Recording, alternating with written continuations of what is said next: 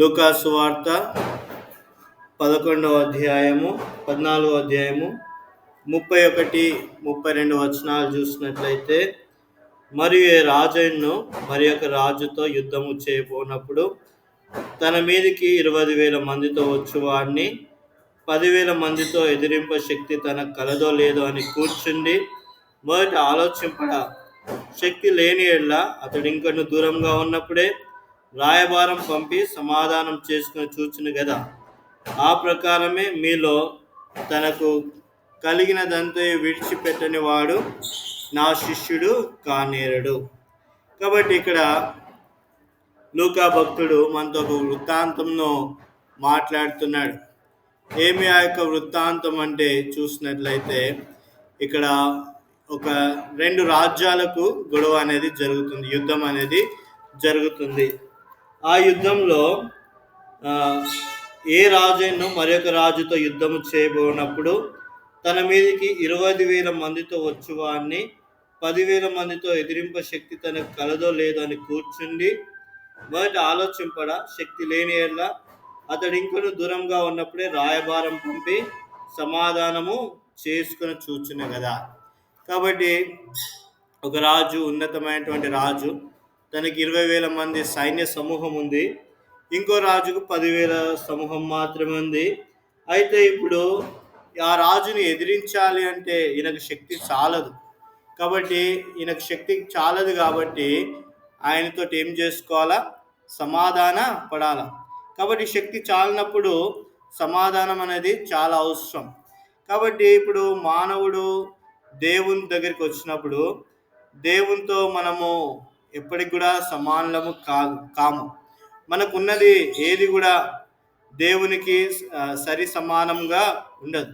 కాబట్టి మన జీవితంలో ఎల్లప్పుడూ కూడా దేవునితో మనం ఏం చేయాలా? సమాధానంతో ఉండేవారంగా ఉండాలి. దేవుని మాటను వినేవారంగా ఉండాలి. దేవుని మాటను మనము లక్ష్య పెట్టే వారంగా ఉండాలి. కాబట్టి ఇక్కడ ఒక మాట భక్తుడు ఏమని చెప్తున్నాడంటే, చూడండి ఏం చెప్తున్నాడో. ఆయన తన జీవితంలో ఎరిగిన దాన్ని మనకు చెప్తున్నాడు. ఏమని చెప్తున్నాడంటే, తనకు కలిగినదంతయు విడిచిపెట్టని వాడు. కాబట్టి మనకు ఏదైతే కలిగి ఉంటుందో అది విడిచిపెట్టాలి అనేటువంటి మాట చెప్తున్నాడు. ఏం కలిగి ఉంటాం మన జీవితంలో? కొన్నిసార్లు చూస్తే మన జీవితంలో సొంత ఆశయాలు ఉంటాయి. నేను ఈ ఆశయాలు నేను విడిచిపెట్టను అనేటువంటి విధానం ఉంటుంది. అక్కడ చూసినట్లయితే ఒక రాజు 20,000 సైన్య సమూహంతో వస్తున్నాడు. ఇంకో రాజు ఏమో 10,000 సైన్య సమూహం మాత్రమే ఉంది. కాబట్టి ఇప్పుడు 10,000 సైన్య సమూహం ఉన్న వ్యక్తి 20,000 సైన్య సమూహం వ్యక్తితో సమాధాన పడినాడు. అయితే ఇప్పుడు మన జీవితంలో కూడా మనం ఏ విధంగా ఉండాలా? సమాధానం పడాలా. ఎందుకు? ప్రభు దగ్గర లక్షల సైన్య వ్యూహంలో ఆయన దగ్గర ఉన్నాయి. ఆయన సెలవు ఇస్తే కొన్ని లక్షల కోటాను కోట్ల సైన్య సమూహంలో ఆయన పంపించగలిగినటువంటి శక్తి కలిగినటువంటి దేవుడు. కాబట్టి మన జీవితం చూసినట్లయితే మనకు ఎన్నో విషయాలు ఉంటాయి. అయితే అవి ఆయన దగ్గరికి వచ్చినప్పుడు సమస్తం కూడా ఏం చేసుకోవాలా? పెంటగా చేసుకోవాలా. అంటే చూస్తే మన జీవితంలో ఆయనతో సమాధానంతో ఉండాలా. ఆయన దగ్గర మనం అంకిత భావంతో ఉండాలా. అంటే మీరే మా దేవుడవు, నీవే నా తండ్రివే అనేటువంటి విధానంలో మనం ప్రభు దగ్గర ఉండాలి. చూసినట్లయితే మన జీవితంలో ఏముంటాయి?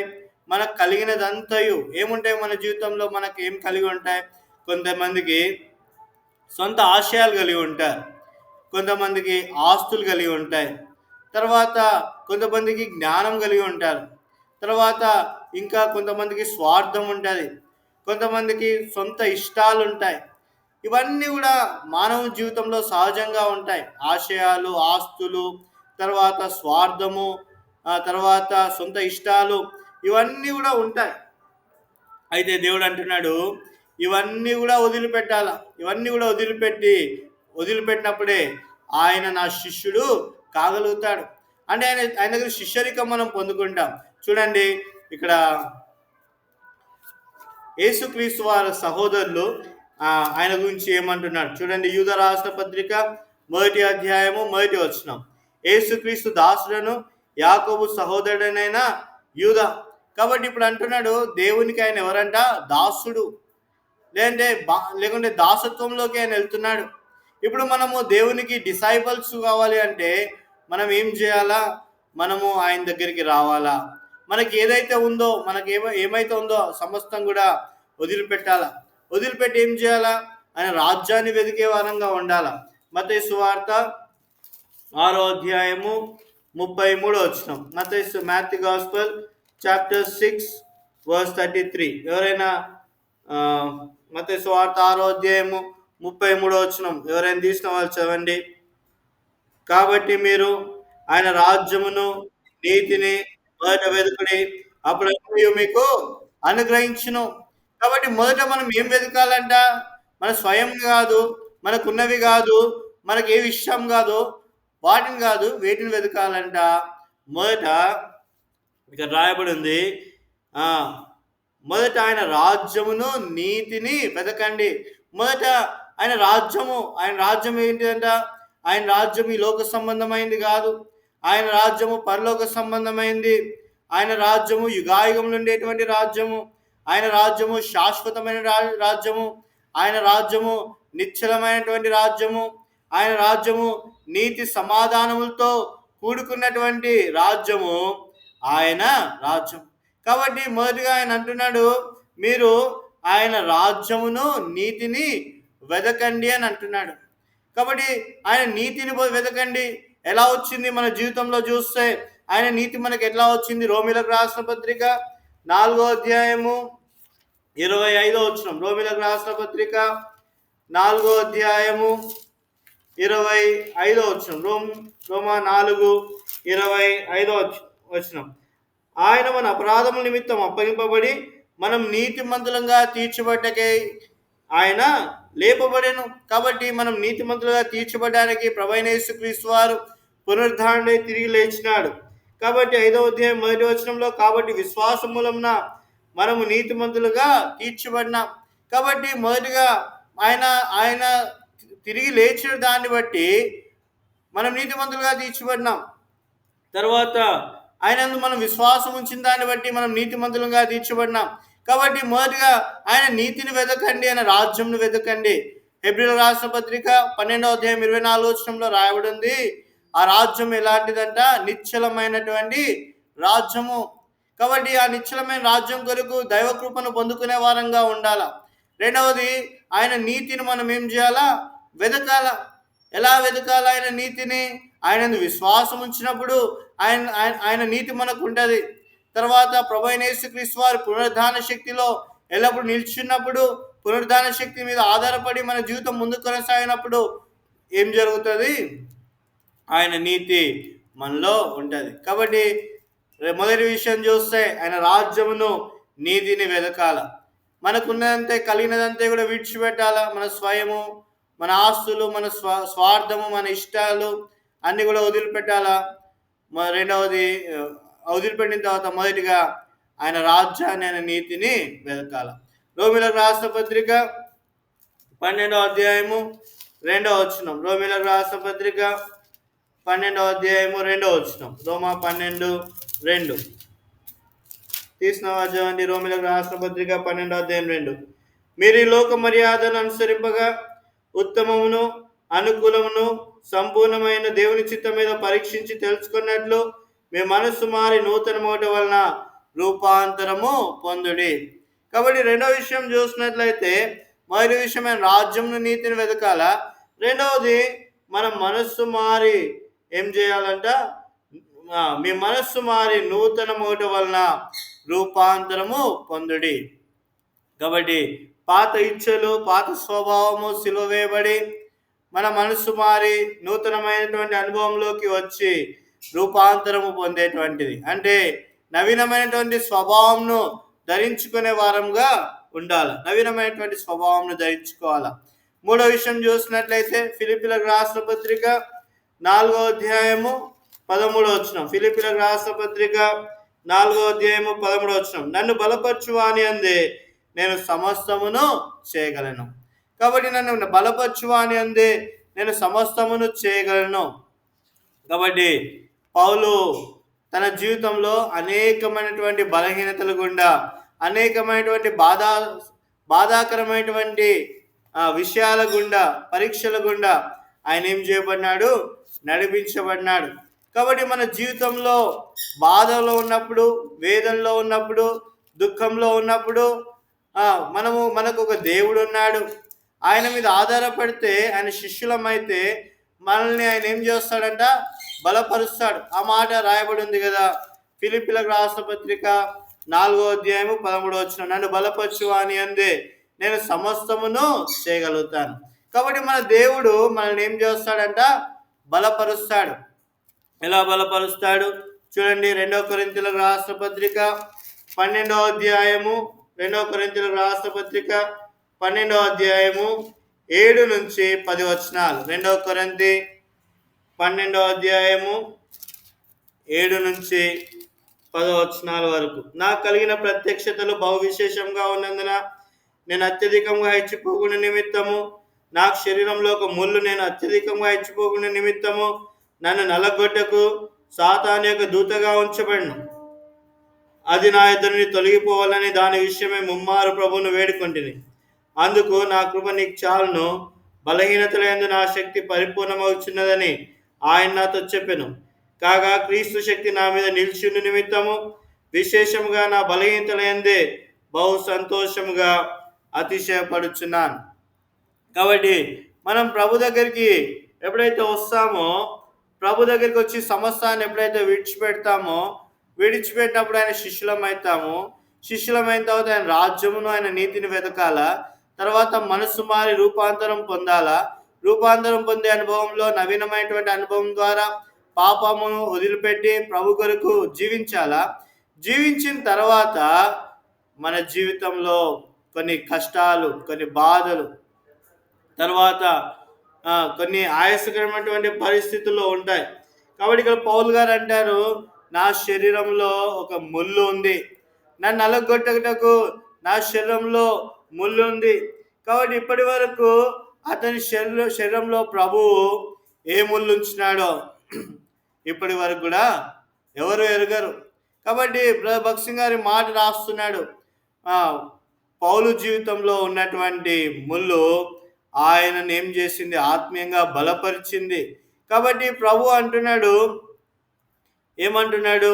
చాలాసార్లు పౌలు గారు దేవుని బ్రతిమలాడాడు, ప్రభువా ఈ ముళ్ళు నా నుంచి తొలగించుము, ఈ శ్రమ నా నుంచి తొలగించుము, ఈ ఆయాసకరమైనటువంటి జీవితము నా నుంచి తొలగించుమని చెప్పినప్పుడు, బ్రతిమాలుకున్నప్పుడు ప్రభు అన్నాడు, నా కృప నీకు చాలును అన్నాడు. చూడండి, చదవండి.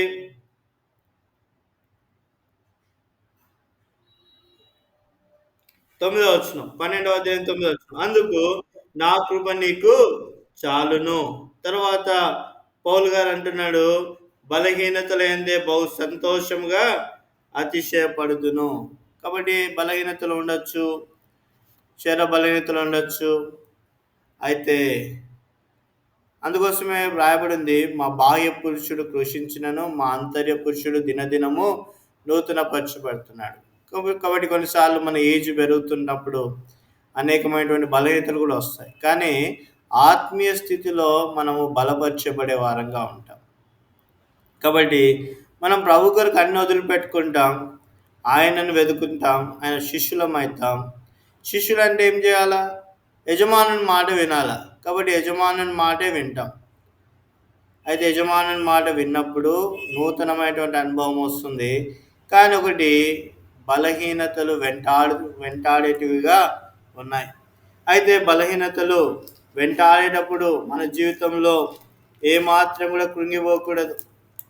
2 కొరింథీయులకు రాసిన పత్రిక 11:24 2 కొరింథీ 11:24 యూదుల చేత 5 మార్లు, ఒకటి తక్కువ 40 దెబ్బలు తింటిని, ముమ్మారు బెత్తములతో కొట్టబడి తిని, ఒకసారి రాళ్లతో కొట్టబడి తిని, ముమ్మారు ఓడపలిగి శ్రమపడి తిని, ఒక రాత్రింబవళ్ళు సముద్రంలో గడిపి తిని, అనేక పర్యాయములు ప్రయాణంలోను, నదుల వలనైన ఆపదలలోను, దొంగల వలనైన ఆపదలోను, నా స్వజనుల వలనైన ఆపదలోను, అన్యజనుల వలనైన ఆపదలోను, పట్టణంలో ఆపదలలోను, అరణ్యంలో ఆపదలలోను, సముద్రంలో ఆపదలోను, కపట సహోదరుల వల్లనే ఆపదలోను ఉండిని. ప్రయాసముతోను కష్టముతోను తరచుగా జాగరణములతోను ఆకలి దప్పులతోను తరచుగా ఉపవాసములతోను చలితోను దిగంబరత్వముతోను ఉండేది. ఇంకనూ చెప్పవలసినవి అనేకములు ఉన్నాయి. కాబట్టి ఇవన్నీ కూడా పౌలు గారి యొక్క శ్రమలు. కాబట్టి దేవుని శిష్యులముగా ఉన్నప్పుడు ఈ శ్రమలన్నీ కూడా వస్తాయి. కాబట్టి పౌలు గారు నిజంగా తన జీవితంలో యూదా పౌరసత్వాన్ని వదులుకున్నాడు. తర్వాత ఆయనకు ధర్మశాస్త్రం తెలుసు, రోమా పౌరసత్వం ఉంది, తర్వాత అధికారం ఉంది, మంచి మతంలో ఉన్నాడు. ఇన్ని గొప్ప క్వాలిటీస్ ఉన్నాయన ఆకాశం నుంచి వచ్చినటువంటి దర్శనానికి ఏం కాలేదంట, అవిధేయుడు కాలేదు. ఆయన ఒప్పుకున్నాడు. అప్పుడే చెప్పినాడు, ఈ పౌలు నా కొరకు ఎన్ని శ్రమలైనా పడతాడు అని ప్రభువే సాక్ష్యం ఇచ్చినాడు పౌలు గురించి. కాబట్టి రక్షింపబడిన తర్వాత, మారుమనసు పొందిన తర్వాత, పాప క్షమాపణలోకి వచ్చిన తర్వాత ఈ యొక్క మన జీవితంలో అన్నిటినీ ఎదుర్కోవాలా. మన జీవితంలో ఏం చేయాలా? అన్నిటిని ఎదుర్కోవాలా. కాబట్టి పౌలు జీవితంలో ముళ్ళుంచినాడు. ముళ్ళుని బట్టి పౌలు బాధపడలేదు. తర్వాత పౌలు దేవుణ్ణి వెంబడిస్తున్నప్పుడు ఈ బాధలన్నీ వచ్చినాయి. ఏమొచ్చినాయంట? యూదుల చేత ఒకటి తక్కువ 40 దెబ్బలు తిన్నాడంట, బెత్తములతో కొట్టబడినాడంట, రాళ్లతో కొట్టబడినాడంట, ఓడ పగిలి శ్రమల పడ్డాడంట, తర్వాత రాత్రంతా సముద్రంలో గడిపాడంట, తర్వాత ఆపదలో ఉన్నాడంట, తర్వాత అన్యజనుల వల్ల ఆపదలో ఉన్నాడంట, పట్టణంలో ఆపదలో ఉన్నాడంట, సముద్రంలో ఆపదలో ఉన్నాడంట, అరణ్యంలో ఆపదలో ఉన్నాడంట, కపట సహోదరుల ఆపదలో ఉంటుంది. కాబట్టి కపట సహోదరులు, అన్యజనులు, ఆయన జీవితంలో ఎన్నో ఆపదలను ఎదుర్కొన్నాడు. కాబట్టి ఇంకా ప్రభు మన జీవితంలో ఇంకా అన్నీ మేలుకరంగానే చేస్తాడు. మొదట కొంచెం కష్టపడవచ్చు, శ్రమపడవచ్చు. అయితే చివరిగా రిజల్ట్ ఎలా ఉంటుందంటే నిత్య రాజ్యాన్ని స్వతంత్రించుకునే వారంగా ఉంటాం. అందుకోసమే మత్తయి సువార్తలో 6:33లో మనం చదువుకున్న దాంట్లో మొదట ఆయన రాజ్యమును నీతిని వెదకండి అని అంటున్నాడు. ఇప్పుడు ప్రభు యొక్క రాజ్యాన్ని, నీతిని వెదకండి. రెండవది, మనస్సు మారి రూపాంతరం పొందండి. కాబట్టి మీలో ఉన్నటువంటి సమస్తము పాత జీవితాన్ని వదిలిపెట్టి నవీనత్వంలోకి రండి, పరిశుద్ధతలోకి రండి. మూడవది, నన్ను బలపరచు అని అందే సమస్తమును చేయగలను. కాబట్టి ప్రభు మనల్ని ఏం చేస్తాడంట? బలపరుస్తాడు. కాబట్టి పౌలును బలపరిచినాడు. ఆయన శరీరంలో ముళ్ళున్నప్పుడు ఆయన బలపరిచినాడు. తర్వాత ఆయన ఎన్ని కష్టాలు పడినాడో 2 కొరింథీయులకు రాసిన పత్రిక 11వ అధ్యాయం 24 నుంచి 28 వచనాల వరకు చెప్తూ వచ్చినాడు. ఎన్నో కష్టాలు పడినాడు. ఆ కష్టాలన్నీ కూడా భరించినాడు. కాబట్టి నిజ జీవితంలో క్రైస్తవులుగా ఉన్నప్పుడు అనేకమైనటువంటి కష్టాలు ఎదుర్కోవాల్సిందే. ఎన్నో కష్టాలు ఉంటుంటాయి, అన్నీ ఎదుర్కోవాలా. కాబట్టి ఎన్ని కష్టాలని చెప్పలేం. ప్రతి దగ్గర కష్టమే ఉంటుంది, ప్రతిదీ పోరాటమే ఉంటుంది. అందుకోసమే సియోను పాటల్లో ఒక మాట ఉంటుంది, మన జీవితం అంతయు అనుక్షణము యుద్ధము, ఇదే శిలువ మార్గము. కాబట్టి ప్రతి పోరాటమును జయించి, మనకున్నటువంటి ప్రతి దాన్ని జయించి మనం ఏం చేయాలా? దేవుని దగ్గరికి మనము చేరాలి. కాబట్టి ఈ భారతదేశానికి మిషనరీస్ వచ్చినారు. పౌలు గారు దేవుని కొరకు ఎంత కష్టపడినారో, మిషనరీస్ కూడా దేవుని కొరకు కష్టపడినారు. మదర్ తెరెసా గారి ఈ యొక్క భారతదేశానికి వచ్చినారు. తన సంపదను, తన కుటుంబాన్ని, తనకున్నటువంటి పౌరసత్వాన్ని, సమస్తాన్ని కూడా వదిలిపెట్టుకొని భారతదేశానికి వచ్చి పేదల కొరకు జీవించింది, అనాథల కొరకు జీవించింది, కుష్ఠరోగుల మధ్య సేవ చేసింది, తన జీవితాన్ని అంకితం చేసింది. ఎవరైనా ఇష్టపడతారా కుష్ఠరోగులకు సేవ చేయడానికి? ఎవరైనా ఇష్టపడతారా అనాథలకు సేవ చేయడానికి? ఎవరైనా ఇష్టపడతారా వారి జీవితాన్ని ప్రభు కొరకు సమర్పించుకోవడానికి? అయితే మదర్ తెరిసా తన జీవితాన్ని సమర్పించుకుంది. తన జీవితాన్ని సమర్పించుకొని అంకిత భావంతో పేదలకు సేవ చేసిన స్త్రీగా ఉంది. రెండో విషయం చూస్తే విలియం కేరీ, ఆయన కూడా భారతదేశానికి వచ్చినాడు. కాబట్టి ఆయన కూడా ఎంతో గొప్ప పరిచర్య చేసినాడు. ఎంతోమంది పేదవారి మధ్య పరిచర్య చేస్తూ వచ్చినాడు. ఆయన బైబిల్ ప్రచురం చేసిన తర్వాత కూడా కష్టపడి రాసిన తర్వాత చింపేసినారు. మళ్ళా తిరిగి బైబిల్ ముద్రిస్తూ వచ్చినాడు, తర్జుమా చేస్తూ వచ్చినాడు. కాబట్టి ప్రభు కొరకు ప్రయాసపడుతూ వచ్చినాడు. డేవిడ్ లివింగ్స్టన్ ఆఫ్రికాకి వెళ్ళినాడు. ఆ యొక్క నల్ల జాతీయుల మధ్య గొప్ప పరిచర్య చేస్తున్నాడు. ఆయన ప్రభువును నమ్ముకున్న తర్వాత ఆఫ్రికా దేశానికి వెళ్ళినాడు. ఆఫ్రికా ఖండంలో జీవించటం అంటే జీవన విధానం చాలా కష్టంగా ఉంటుంది. అంత కష్టమైనటువంటి పరిస్థితిలో డేవిడ్ లివింగ్స్టన్ ఆఫ్రికాకి వెళ్ళి ఆఫ్రికా దేశాన్ని మొత్తం కూడా కదిలించిన వాడుగా ఉన్నాడు.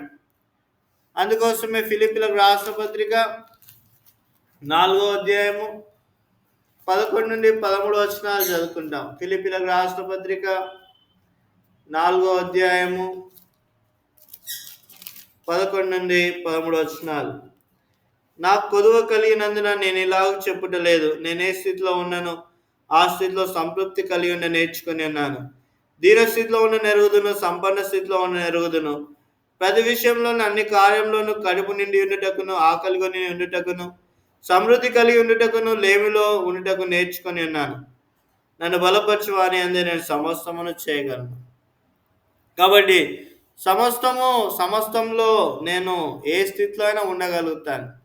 దీన స్థితిలో ఉండగలుగుతాను, సంపన్న స్థితిలో ఉండగలుగుతాను, ఆకలితో ఉండగలుగుతాను, సమృద్ధితో భోజనం చేసినా తిని ఉండగలుగుతాను. కాబట్టి సంపన్న స్థితి, లేమి స్థితి సమస్తం కూడా నేను ఎరిగినానని అంటున్నాడు. కాబట్టి మన జీవితంలో ఇది నేర్చుకోవాలా. దేవుని శిష్యులంగా ఉండాలి అంటే దేవుని చేత మనం బలపరచబడాల. అంటే అర్థం ఏంటిది? కొన్నిసార్లు దేవుడు సమస్తం ఇస్తాడు, కొన్నిసార్లు లేమి కలుగుతుంది. లేమి కలిగినా కానీ ప్రభు కొరకు నిలబడాలి. అది తీర్మానం, గొప్ప తీర్మానం. కాబట్టి 3 విషయాలు చూసుకుంటూ వచ్చిన. మొదటి విషయమైన రాజ్యాన్ని, నీతిని వెతకాల. రెండవది మనసు మారి రూపాంతరం పొందాల, నూతన స్వభావం ధరించుకోవాలా. మూడవది ఎన్ని బలహీనతలు ఉన్నా, ఎన్ని బాధలు ఉన్నా, ఎన్ని కష్టాలున్నా ప్రభుకు నిలబడాలి. ప్రభు కొరకు నిలబడినప్పుడు మన జీవితం ఏ విధంగా మార్చబడుతుంది? మనకు కలిగినంత కూడా విడిచిపెట్టి ప్రభువును వెంబడించేటువంటి స్థితిలోకి వస్తాం. ఆయన శిష్యులముగా మార్పు చెందబడతాం. కాబట్టి చూడండి, ఆదికాండం 22వ అధ్యాయము 2వ వచనంలో అబ్రహాము జీవితాన్ని చూసినట్లయితే ఆదికాండము 22వ అధ్యాయము 2వ వచనం. ఆదికాండం 22వ అధ్యాయము 2వ వచనం చదవండి. ఆదికాండం 22:2 వచనం. అప్పుడు ఆయన, నీకు ఒక్కడే ఉన్న నీ కుమారుని అనగా నీవు ప్రేమించి ఇస్సాకును తీసుకొని మోరియా దేశమునకు వెళ్ళి అక్కడ నేను నీతో చెప్పబో పర్వతంలో ఒక దాని మీద దాన బలిగా అతన్ని నర్పించమని చెప్పాను. కాబట్టి అబ్రహాము గొప్ప పరీక్ష. 70 సంవత్సరాల కుమారుని ఇచ్చినాడు. 70 సంవత్సరాలకు అబ్రహామును పిలిచినాడు. 100 సంవత్సరాల కుమారుని ఇచ్చినాడు. కుమారుని ఇచ్చిన తర్వాత ముద్దుల కొడుకు తీసుకుపోయి మోరియా పర్వతం దగ్గర తీసుకొని పోయి ఏం చేయమంటున్నాడు? దాన బలిగా అర్పించమని చెప్పినాడు. కాబట్టి ఆ యొక్క కుమారుణ్ణి ఎలా దాన బలిగా అర్పించుతారు? కాబట్టి అబ్రహాము జీవితంలో కుమారుడు అంటే ఆయనకు ఒక్కడికే కుమారుడా? శారమ్మకు కూడా కుమారుడే. ఇక్కడ అబ్రహాంతో చెప్పినాడు. మరి శారమ్మకు అబ్రహాం గారు చెప్పినాడా? బహుశా చెప్పకపోయి ఉండొచ్చు. చెప్తే శారమ్మ ఒప్పుకుంటుందా? ముద్దుల కుమారుడు ముసలితనంలో ఇచ్చినాడు, నవ్వు కలిగేస్తున్నాడు, తీసుకుపోయి ఎట్లా అర్పిస్తావు అని అబ్రహాంని ఆపేస్తుంది. అయితే అబ్రహాము చెప్పలేదు, తీసుకొని పోయినాడు. ఎవరిని? ఇస్సాకుని తీసుకొని పోయాడు. మోరియా కొండ మీదకి తీసుకొని పోయినాడు. ఆ మోరియా ప్రదేశం మీదకి, ఆ యొక్క ప్రదేశంలో ఆ, చూడండి, మోరియా దేశంలోకి వెళ్ళి అక్కడ ప్రభు చెప్పేటువంటి పర్వతం మీద అర్పించడానికి ఇష్టపడినాడు. కాబట్టి సియోను కొండ మీద తీసుకొని పోయి అర్పించడానికి ఇష్టపడినాడు. నూతన నిబంధన రాయబడి ఉంది, అబ్రహాము విశ్వాసులకు తండ్రి అయిన ఇస్సాకును అర్పించను అని రాయబడి ఉంది. అంటే ఇట్స్ టేకెన్ డెసిషన్. ఇంకా నేను ఆ యొక్క మోరియా ప్రదేశానికి వెళ్ళి నా కుమారుని అర్పించి నేను ఒక్కరినే వస్తాను, ప్రభువే చూసుకుంటాడు అనేటువంటి దృఢ సంకల్పంతో అబ్రహాం వెళ్ళినాడు. అంటే ఉన్న ఒక్క కుమారుణ్ణి కూడా అర్పించడానికి ఇష్టపడినాడు. ఎందుకంటే దేవుడు ఒప్పుకున్నాడు, దేవుడు ఇష్టపడినాడు, దేవుడు కావాలని అన్నాడు. ఇంకా నేనేం చేసేది ఏం లేదు. ఎందుకు? I'm the disciple of God. నేను దేవునికి శిష్యుణ్ణి. కాబట్టి దేవుని కొరకు వదిలిపెట్టుకోవడానికి సిద్ధంగా ఉండాలి. కాబట్టి మన వాక్యాంశం ఏంటిది? మనకు కలిగినదంతే విడిచిపెట్టిన వాడు నా శిష్యుడు కానేరడు. కాబట్టి మనకి ఏదైతే ఉందో ప్రభు వదిలిపెట్టమన్నప్పుడు వదిలిపెట్టడానికి మనం ఏం చేయాలా? ఒక తీర్మానం తీసుకోవాలా. రెండవ విషయం చూస్తే హెబ్రీయులకు రాసిన పత్రిక 11వ అధ్యాయము 24 నుంచి 26 వచనాలు. హెబ్రీయులకు రాసిన పత్రిక 11వ అధ్యాయము 24 నుంచి 26 వచనాలు. 11:24 వచనం. మోషే పెద్దవాడైనప్పుడు విశ్వాసం పెట్టి ఐగుప్తు ధనం కంటే క్రీస్తు విషయమైన ఇంత గొప్ప భాగ్యం అని ఎంచుకొని అల్పకాలం పాపభోగం అనుభవించట కంటే దేవుని ప్రజలతో శ్రమ అనుభవించటం మేలని యోచించి ఫరో కుమార్తె యొక్క కుమారుడని అనిపించుకుంటే ఒప్పుకొనలేదు. ఏలైనగా అతడు ప్రతిఫలంగా కలగబో బహుమానమందు దృష్టి ఉంచెను. కాబట్టి మోషే గారు ఎప్పుడైతే పెద్దవాడైనాడో దేనికి ఇష్టపడినాడు? దేవుని ప్రజలతో శ్రమపడట ఇష్టము. కాబట్టి ఒక తీర్మానం చేసుకున్నాడు మోషే గారు, నేను దేవుని ప్రజలతో శ్రమ అనుభవిస్తాను, దేవుని ప్రజలతో శ్రమ అనుభవిస్తాను. ఐగుప్తులో దేవుని ప్రజలు శ్రమ అనుభవిస్తున్నారు. అయితే ఆయనకు రెండు ఉన్నాయి. ఒక విషయం చూస్తే ఐగుప్తు రాజ్యం ఉంది ఆయన చేతిలో, ఇంకో చేతిలో దేవుని ప్రజలతో శ్రమ ఉంది. కాబట్టి ఐగుప్తు రాజ్యం అంటే సర్వ ప్రపంచానికి అది గొప్ప రాజ్యము. ఇప్పుడు ఈ కాలంలో అమెరికా ఎంత గొప్పదో, అమెరికా ప్రెసిడెంట్ జాబ్ ఎవరైనా వదిలిపెట్టుకుంటారా? ఇస్తే డొనాల్డ్ ట్రంప్ గారి ప్లేస్ మీకు ఇస్తాంటే వదిలిపెట్టుకుంటారా? వదిలిపెట్టుకోరు. అయితే మోషే గారు ఆ కాలంలో ఐగుప్తుకి రాజు, ఫరో అంతటి వాడు. అలాంటి ఆధిక్యతను ఆయన వదిలిపెట్టుకున్నాడు. ఎందుకు? దేవుని ప్రజలతో శ్రమ. కాబట్టి ఈ లోకంలో ఆత్మీయులు ఎలా ఉంటారంటే దేవుని కోసము, దేవుని ప్రజల కొరకు క్రయాన్ని కలిగి ఉంటారు. వాళ్ళ జీవితంలో క్రయాన్ని, వాళ్ళ కొరకు కొంత సమర్పణ కలిగి ఉంటారు వాళ్ళ జీవితంలో. కాబట్టి మోషే గారు కూడా దేవుని ప్రజల కొరకు శ్రమ అనుభవించడానికి, క్రయాన్ని అనుభవించడానికి ఆయన సిద్ధపడినాడు. ఒకవేళ ఆ యొక్క ఫరో సింహాసనం మీద కూర్చుంటే మోషే గారికి ఎంత ఆధిక్యత, దేవుని ప్రజలతో శ్రమ అనుభవించాలంటే ఎంత ఘోరం.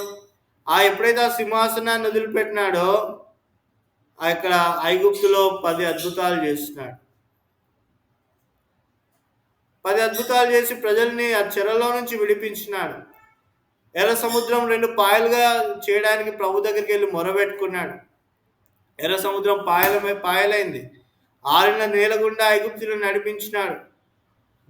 బండను కొట్టి, బండతో మాట్లాడి, బండ నుంచి నీళ్లు తీసుకొని వచ్చినాడు. ప్రార్థన చేసి ఆకాశం నుంచి మన్నా కురిపించినాడు. తర్వాత దేవుని ప్రజలు తిరుగుబాటు చేసినప్పుడు ఆయనను ఓర్చుకున్నాడు, శ్రమపడినాడు. తర్వాత చివరిగా చూసినట్లయితే ఆయన కానాన్ను చూడలేదు. కానాన్ని చూసినాడు కానీ కానాన్లో ప్రవేశించలేదు. ఆయన అన్నటువంటి మాటను బట్టి, ఇశ్రాయేలును అన్నటువంటి మాటను బట్టి ఆయన కానానును చూశాడు కానీ కానాన్లో ప్రవేశించలేదు. ఇన్ని వదిలిపెట్టుకున్న ఆయన, ఒక రాజ్యాన్ని వదిలిపెట్టుకున్న ఆయన కానాన్లో కూడా ప్రవేశము ఇవ్వలేదు దేవుడు. అంటే భౌతికంగా మన జీవితంలో ఇక్కడ ఉన్నటువంటి జీవితం ఎట్లా ఉంటదంటే, హంగులు ఆర్భాటాలు గాదు, లేదంటే గొప్పమైనటువంటి విధానాలని చెప్పట్లేదు గానీ, కొన్నిసార్లు శ్రమలొస్తాయి, కొన్నిసార్లు బాధలొస్తాయి. అవన్నిటి కూడా ఓర్చుకోవడానికి మనము శక్తి కలిగి ఉండాలి. అంటే దేవుడు సంతోషం ఇచ్చినప్పుడు సంతోషంగా ఉండాలా, బాధ ఇచ్చినప్పుడు కూడా సంతోషంగానే ఉండాలి. ఎందుకు? దేవుడు ఇచ్చినాడు గదా! దేవుడు అనుమతించినాడు గదా! దేవుడు ఉన్నాడు గదా! కాబట్టి దేవుణ్ణి మన జీవితంలో అంత గొప్పవాడినిగా చేయాలి. మన యజమానుడు చాలా గొప్పవాడు. అయితే ఈ లోకంలో ఐగుప్తును ఆ యొక్క కానాన్‌లోకి ప్రవేశించలేదు గానీ, పరమ కానాను పరలోక రాజ్యంలో మోషే గారికి ఒక గొప్ప ఇల్లు ఉంది. దేవుడు రూపాంతరం కొండ మీద తన శిష్యులను తీసుకొని పోయినప్పుడు మోషే, ఏలియాలొచ్చి యేసుక్రీస్తుతో మాట్లాడినారు. ఆ యొక్క శిలువ గురించి మాట్లాడినారు. అంటే ఎంత గొప్ప రెస్పాన్సిబుల్! ఒక ఐగుప్తు యొక్క రాజ్యంలో అధికారి యొక్క స్థానాన్ని మోషే వదిలిపెట్టుకుంటే ఈ లోకంలో, పరలోకంలో ఉన్నతమైన స్థానము మోషే గారికి ఉంది. కాబట్టి దేవుని శిష్యులుగా ఉన్నప్పుడు ఈ లోక సంబంధమైనటువంటి అధికారాలు కాదు, పరలోక సంబంధమైనటువంటి అధికారాలు ప్రభు ఇచ్చేటువంటి వాడుగా ఉన్నాడు. మూడో విషయం చూస్తే, పేతురు విషయం చూస్తే మత్తయి సువార్త 19వ అధ్యాయము 27వ వచనం. Matthew gospel chapter 19 verse 27. Mattayi సువార్త 19వ అధ్యాయము 27వ వచనం. 19:27 చదవండి. 19వ అధ్యాయము 27వ వచనం. పేతురు, ఇదిగో మేము సమస్తమును విడిచిపెట్టి నిన్ను వెంబడించితిమి గనుక మాకేమి దొరుకునని ఆయన అడగగా, యేసు వారితో ఇట్లనెను, ప్రపంచ పునర్జన్మయందు పునఃస్థితి స్థాపనమందు మనుష్య కుమారుడు తన మహిమగల సింహాసనం మీద ఆసీనుడై ఉన్నప్పుడు నన్ను వెంబడించిన మీరు 12 సింహాసనం మీద ఆసీనులై ఇశ్రాయేలు 12 గోత్రముల వారికి తీర్పు తీర్చుదురు. కాబట్టి ఇక్కడ రాయబడింది, సమస్తం విడిచిపెట్టుకున్నాం ప్రభు. ఆ లోకంలో మాకేముందంటే, పరలోకంలో ఉంది నీకు ధనము, నీ కొరకు స్థలము సిద్ధపరచ వెళ్ళుచున్నాను. ఎక్కడ పరలోకంలో స్థలం ఉంది. పరలోకంలో అధికారిగా ఉంటావు. నువ్వు 12 గోత్రాలకు తీర్పు తీర్చేటువంటి వాడుగా ఉంటావు. కాబట్టి ఎంత గొప్ప భాగ్యము ప్రభు ఇస్తున్నాడు. ఫిలిప్పీలకు రాసిన పత్రిక 2వ అధ్యాయము 6-7 వచనాలు. ఫిలిప్పీలకు రాసిన పత్రిక 2వ అధ్యాయము 6-7 వచనాలు. ఫిలిప్పీలకు రాసిన పత్రిక 2వ అధ్యాయము 6-7 వచనాలు. మీ బైబిల్ మీరు తీసి చదవండి. ఆయన దేవుని స్వరూపం కలిగిన వాడండి, దేవునితో సమానంగా ఉండట విడిచిపెట్టకూడని భాగ్యం ఎంచుకోలేదు కానీ మనుషుల పోలికగా పుట్టి దాసుని స్వరూపము ధరించుకొని తను తానే రిక్తునిగా చేసుకున్నాడు. కానీ ప్రభు నేనే తగ్గించుకోమని చెప్పట్లేదు, నీకే శ్రమలని చెప్పట్లేదు. ప్రభువు శ్రమ పడినాడు. ఆయన కూడా ఏం చేస్తున్నాడు? ఆ రాష్ట్రంలో దేవుని స్వరూపం కలిగిన వాడు. రెండవ విషయం చూస్తే, దేవునితో సమానంగా ఉన్నటువంటి వాడు ఆ గొప్ప భాగ్యాన్ని వదిలిపెట్టుకున్నాడు. మనుషుల పోలికగా పుట్టినాడు, దాసుని స్వరూపాన్ని ధరించుకున్నాడు. తను తాను ఏమైపోయినాడు? రిక్తునిగా అయిపోయినాడు. తర్వాత ఏమైనాడు? శిలువ మరణాన్ని పొందినాడు.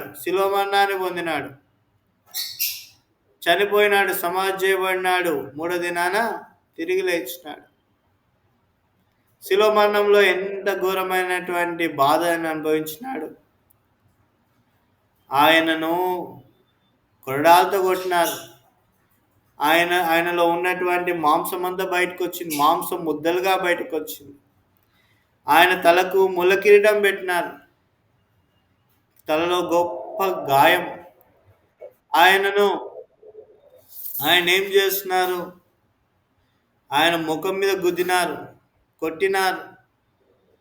తర్వాత ఆయన అరచేతిలో, ఆయన కాళ్ళలో శీలలు కొట్టినారు. ఆయన ప్రక్కలో బల్లని పొడిచినారు. ఏంటి, దేవునితో సమానముగా ఉండుట భాగ్యాన్ని వదిలిపెట్టుకొని మనుషుడిగా వస్తున్నందుకు ఈ మనుషుల పాపాలన్నీ కూడా ఆయన ఏం చేసినాడు?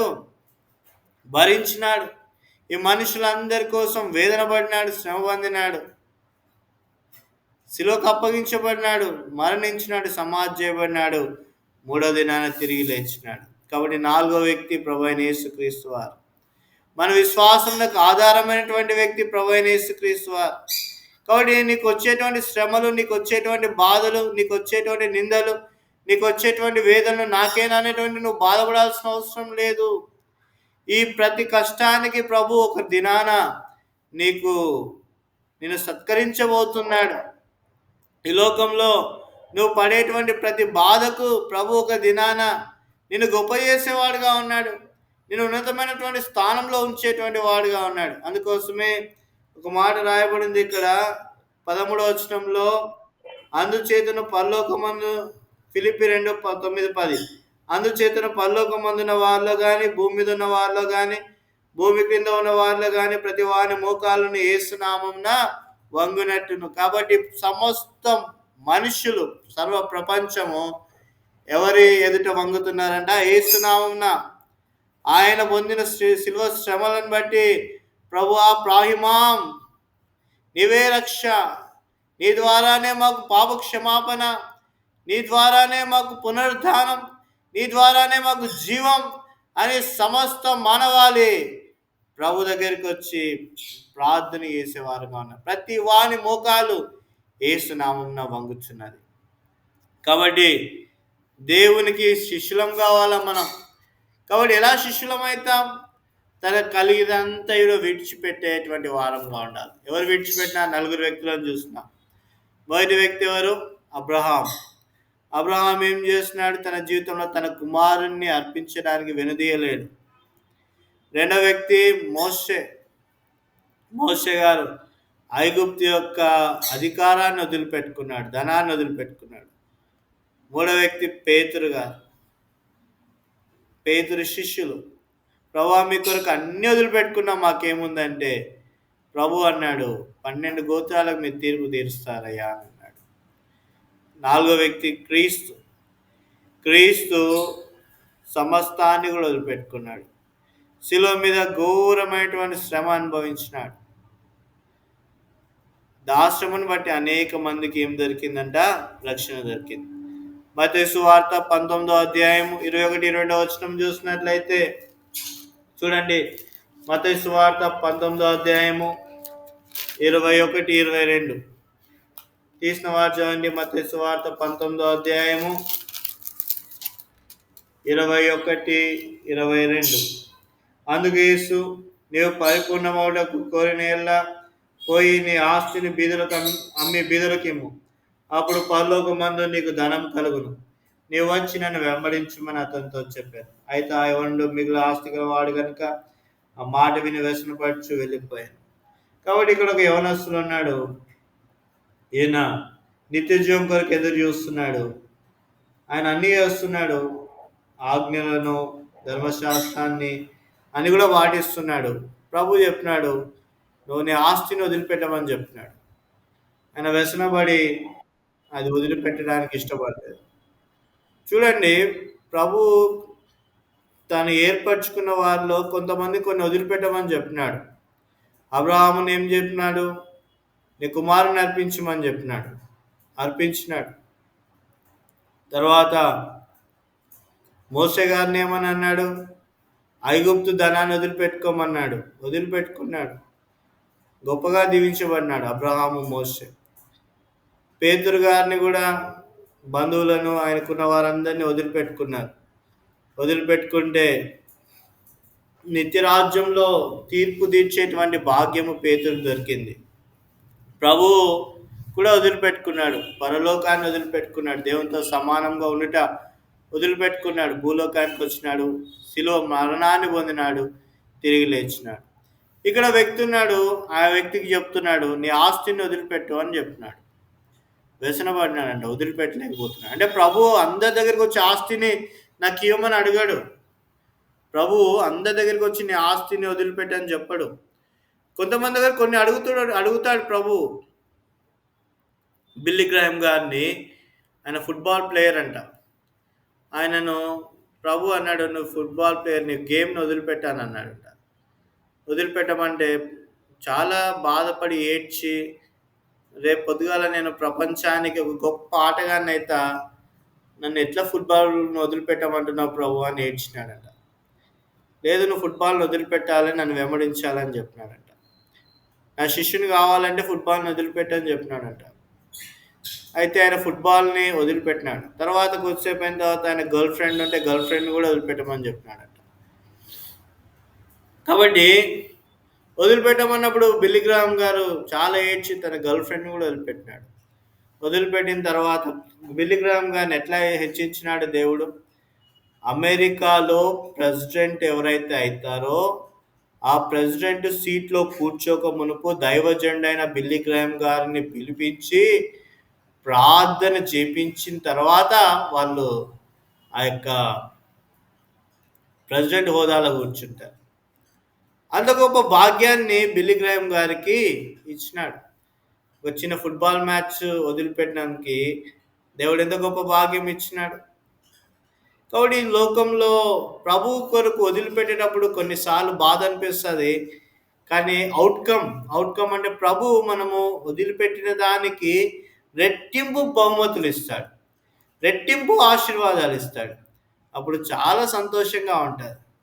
కాబట్టి వేడుకకు మనల్ని ఏం చేస్తాడు? కనపరిచేటువంటి దేవుడిగా ఉన్నాడు. లూకా సువార్త 5వ అధ్యాయము, లూక్ గాస్పెల్ చాప్టర్ 5 వర్స్ 10. అలాగే సీమోనుతో కూడా చూడండి చివరి మాట, ఇప్పటి నుండి నువ్వు మనుషులను పట్టువాడవేందు అని సీమోనుతో చెప్పాను. వారు దోళ్లను దరికి చేర్చి సమస్తం విడిచిపెట్టి ఆయనను వెంబడించిరి. కాబట్టి ఇక్కడ సీమోను ఏం చేస్తున్నాడంట? వారి యొక్క వలను విడిచిపెట్టినారు, ఆధారమైనటువంటి వలను విడిచిపెడితే మనుషులను పట్టు జాలరుగా ఆయన చేస్తున్నాడు. ఫిలిప్పీలకు రాసిన పత్రిక 3వ అధ్యాయము 7-8 వచనం. ఫిలిప్పీలకు రాసిన పత్రిక 3వ అధ్యాయము 7-8 వచనాలు.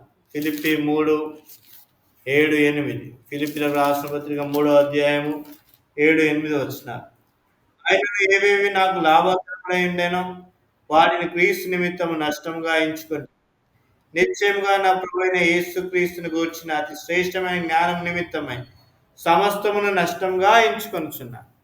కాబట్టి మనకున్నది ఏది కూడా సౌభాగ్యం అని అనుకోకూడదు. కాబట్టి ఏవేవి నాకు లాభకరంలో ఉండేనో వాటిని క్రీస్తు నిమిత్తము నష్టముగా ఎంచుకున్నాడంట. ఏవి లాభం ఇచ్చేటివిగా ఉన్నదో అవి క్రీస్తు నిమిత్తము నష్టంగా ఎంచుకున్నాడు.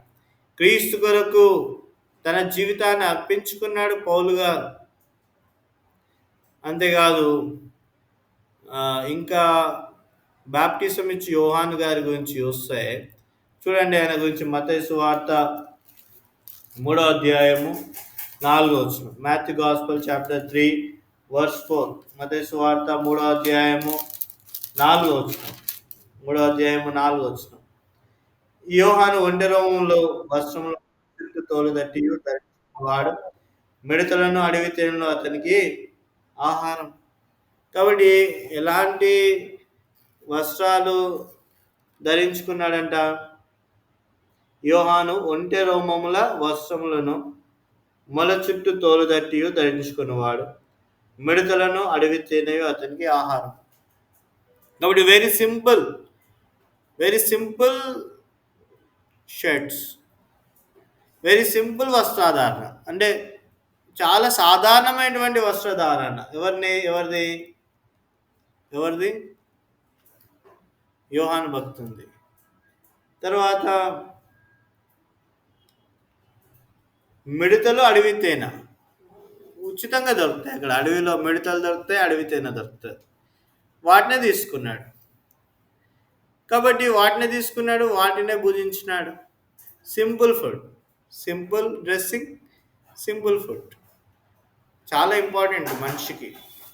కాబట్టి మన జీవితంలో ఎప్పుడైతే సింప్లిసిటీ ఫాలో అవుతామో మనము చాలా ఉన్నత స్థాయిలోకి వెళ్ళిపోతాం. ఇంకా మనకి ఏ బాధ ఉండదు. సింపుల్ వస్త్రధారణ, సింపుల్గా సింపుల్ ఫుడ్ తీసుకున్నప్పుడు మనకి ఏ ఆర్భాటం ఉండదు. కానీ కొంతమంది పిజ్జా, బర్గరు అలాంటి తినాలనుకున్నారనుకోండి, ఇట్స్ వెరీ డిఫికల్ట్.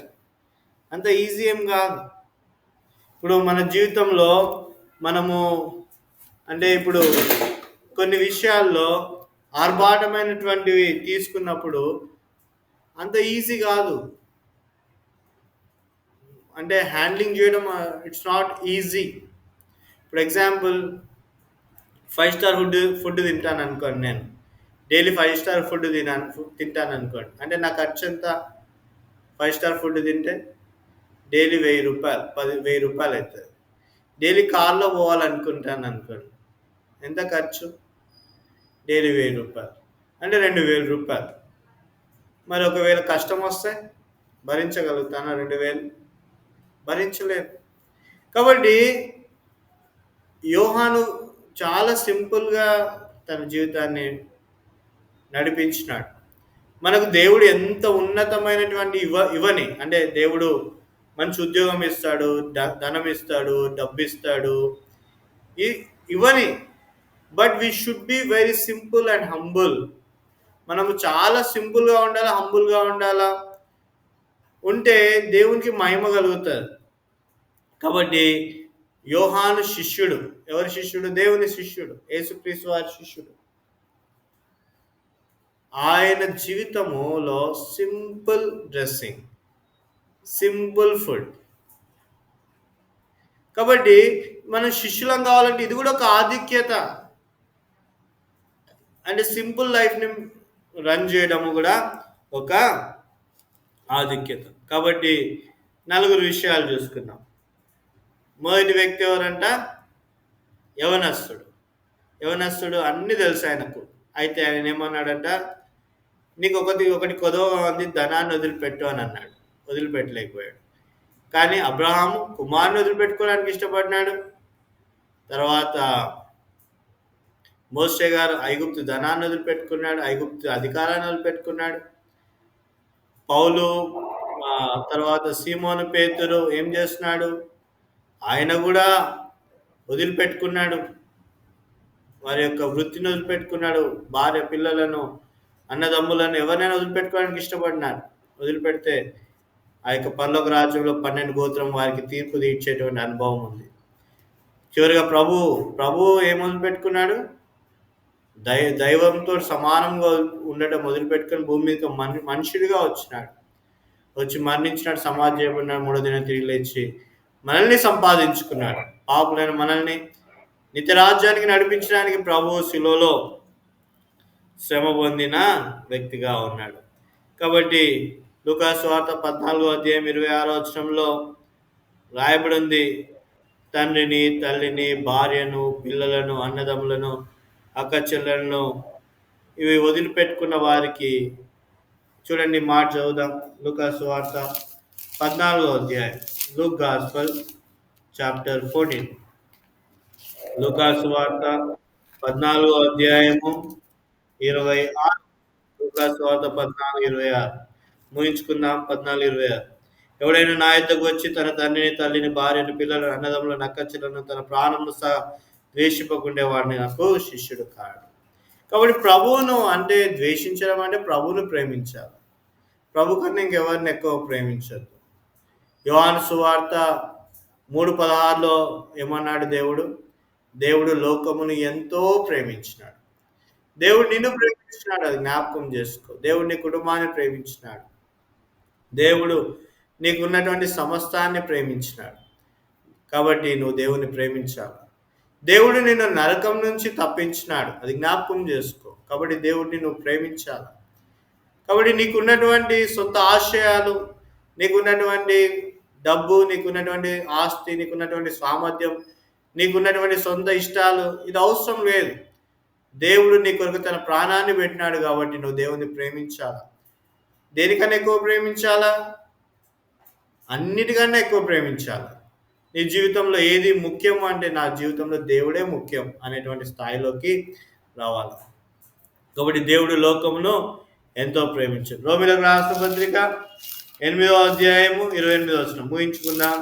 రోమా 8:28. రోమీయులకు రాసిన పత్రిక 8వ అధ్యాయం 28. దేవుని ప్రేమించు వారికి అనగా ఆయన సంకల్పం చొప్పున పిలువబడిన వారికి మేలు కలుగుటకై సమస్తమును సమకూడి జరుగుతున్నవని ఎరుగుదము. దేవుని ప్రేమిస్తే ఆయన సంకల్పం చొప్పున పిలువబడిన వారికి మేలు కలుగుటకై సమస్తమును సమకూడి జరుగుతుంది. కాబట్టి సమస్తం కూడా సమకూర్చి జరుగుతాయి. కాబట్టి దేవుని ప్రేమిస్తే నీ జీవితంలో సమస్తాన్ని దేవుడు చేస్తాడు. నీకు కావాల్సిన సమస్తాన్ని కూడా ఆయన ఇస్తాడు. నీకు కావాల్సిన సమస్తాన్ని కూడా ఆయన సిద్ధపరుస్తాడు. భూలోకంలో సిద్ధపరుస్తాడు, నిత్య రాజ్యంలో సిద్ధపరుస్తాడు. ఎప్పుడు అనుకోవద్దు దేవుడు అన్ని తీసుకునేవాడా అంటే అన్ని తీసుకోడు. సందర్భం వచ్చినప్పుడు మాత్రమే అడిగితే ఇవ్వాలి. అంటే ఇవ్వడానికి రెడీగా ఉండాలి. దేవుడు నీ దగ్గరికి వెళ్ళి నీ ఆస్తి, నీ అంతస్తు, నీకున్న డబ్బు సమస్తాన్ని కూడా అడిగాడు. కానీ మనం ఎట్లా ఉండాలో, దేవుడు ఏది అడిగినా ఇవ్వడానికి మనము విల్లింగ్గా ఉండాలి. అలాంటి పరిస్థితిలో ఉండాలి. ఫిలిప్పీయులకు రాసిన పత్రిక 4లో రాయబడింది కదా, ప్రభు మనల్ని బలపరిచేటువంటి దేవుడు. కాబట్టి ప్రభు మనల్ని ప్రేమించినాడు. ఆయన తన సంకల్పం చొప్పున పిలువబడిన వారికి సమస్తాన్ని కూడా దయచేసేటువంటి దేవుడు. ఇర్మియా రాసిన పత్రిక 29వ అధ్యాయం, ఇర్మియా గ్రంథం 29వ అధ్యాయము 11వ వచనం. ఇర్మియా 29:11 వచనం. నేను మిమ్మల్ని గురించిన ఉద్దేశించిన సంగతులు నేను ఎరుగుదును.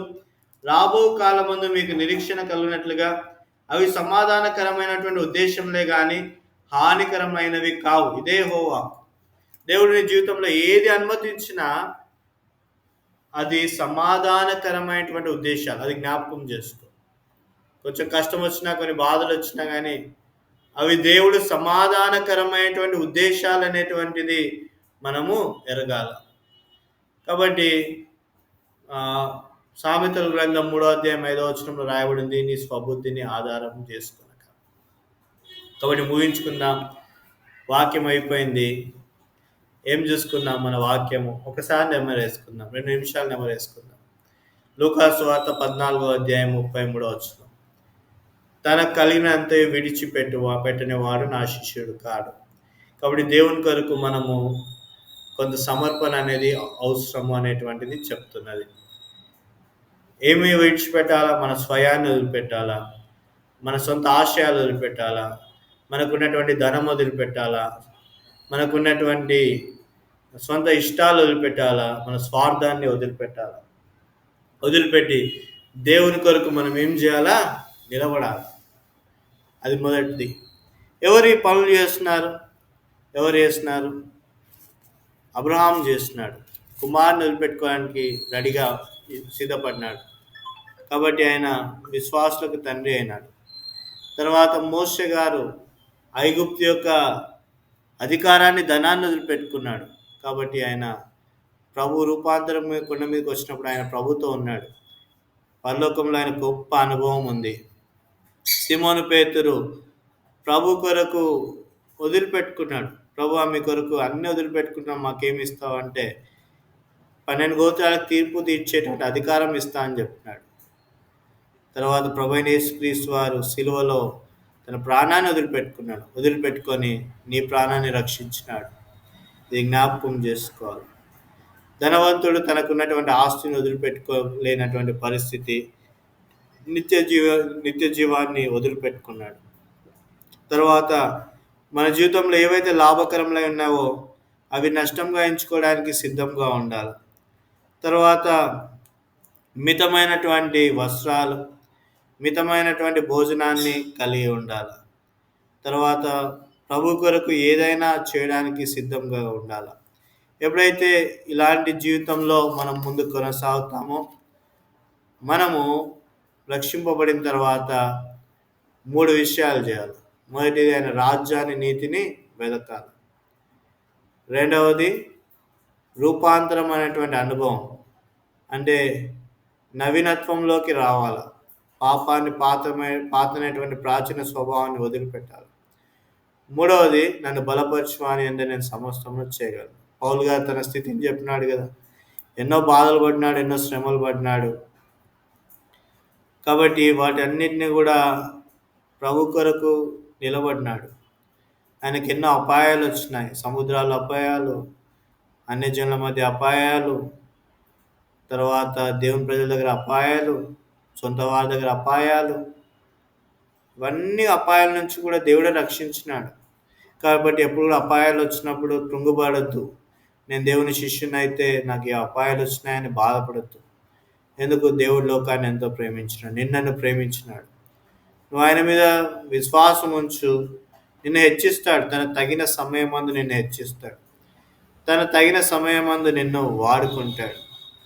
కాబట్టి ఆయన సంకల్పం చొప్పున పిలువబడిన వారికి ఆయన సమస్తాన్ని కూడా ఇచ్చేవాడుగా ఉన్నాడు, సమస్తాన్ని సమకూర్చేటువంటి వాడుగా ఉన్నాడు.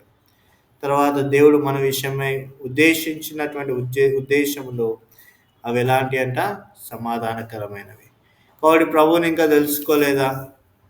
ప్రభు యొక్క సంకల్పంలో ఇంకా లేకపోతే, ప్రభు శిష్యుని కాకపోతే, ప్రభు శిష్యునిగా గొప్ప రాజ్యం ఉంది, ఉన్నతమైన రాజ్యం ఉంది, యుగాయుగంలో సంతోషం ఉంది. కొన్ని శ్రమలు ఉండొచ్చు, కొన్ని జీవితాల్లో శ్రమలు ఉండొచ్చు. నీ జీవితంలో కూడా ప్రభు ఎల్లప్పుడూ శ్రమలు అనుమతిస్తాడని నేను చెప్పట్లేదు. బహుశా నీ జీవితంలో గొప్ప మేలుతో నింపేవాడుగా ఉన్నాడు, నింపి నిన్ను నిత్యరాజ్యంలోకి తీసుకొని పోయేవాడుగా ఉన్నాడు.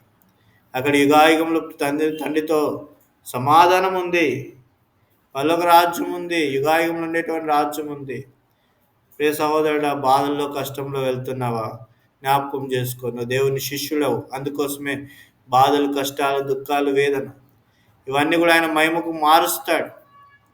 తగిన సమయంలో నిన్ను హెచ్చిస్తాడు, నిన్ను కాపాడుతాడు, నిన్ను నిలబెడతాడు, ఉన్నతమైన స్థాయిలో ఉంచుతాడు. వాడి ప్రభువు మన దేవుడు, మనల్ని బలపరిచేవాడు. కాబట్టి మనం ఆయన యొక్క శిష్యులు. Praise lord.